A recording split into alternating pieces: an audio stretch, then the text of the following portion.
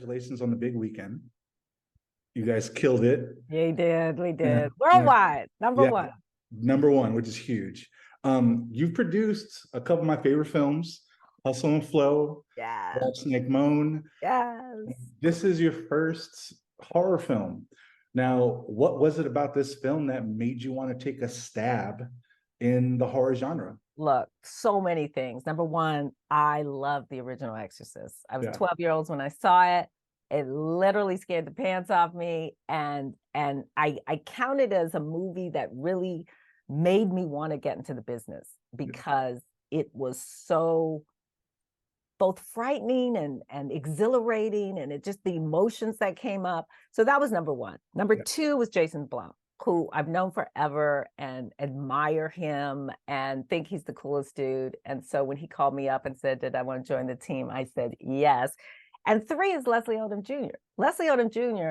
is a superstar and the nicest guy in the world and so fun to hang out with. And I'm so glad I did the movie because we're friends now, and I count him as just the future. You know, he really is. He's a leading man, and he deserves everything. And then there's one more, which is David Gordon Green, who I'm a huge fan of, and it was so fun to see him in motion. He's such a interesting director and very quiet and very controlled, and he dances in front of the monitor when he's happy, and we just had a good time. So it was all of those things that made me say yes.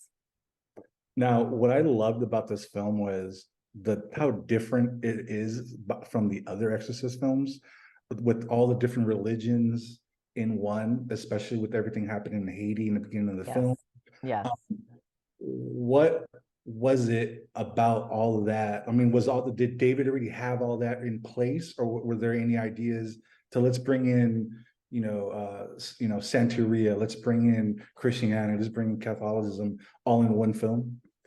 I think David had that from the beginning. I think he knew that he wanted to expand the realm of the movie, just not Catholicism, but other spiritualities, root work.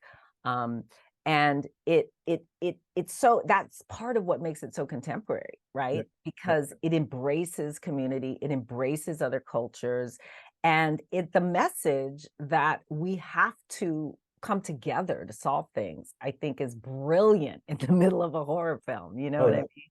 So that, I think, was always his plan. And again, I'm a spiritual person. I'm not a religious person. So for me, that was so cool to see the embrace of all the different cultures and beliefs. Yeah.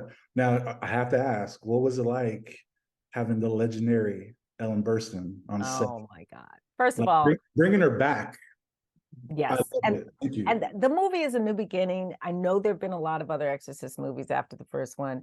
Our movie really harkens back only to the original. Oh, yeah. And so she had to be a part of it. I mean, when David reached out and she said yes, it was a milestone. And you feel the depth of a character. This woman, Ellen Burstyn, has done this character. There's a 50-year span between when she did it the first time, and she's still right there. So I thought that bridge was such a strong one to the original movie that, of course, none of the other movies had. Oh, yeah. Real quick, is it planned still to make this a trilogy? Oh, yeah. Can't wait.